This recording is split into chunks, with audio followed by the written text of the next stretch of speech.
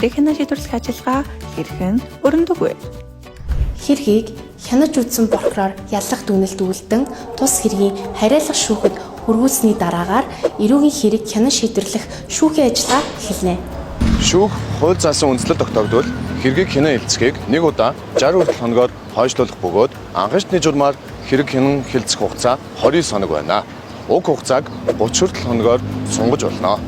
Ахын шатны шүүхийн шийдвэрийг давж заалтах гомдол эсэргүүцэл гаргасан тохиолдолд давж заалтах шатны шүүх нь хэргийн авцыг хүлээн авсан хугацаанаас хойш 30 хоногийн дотор хянан шийдвэрлэнэ.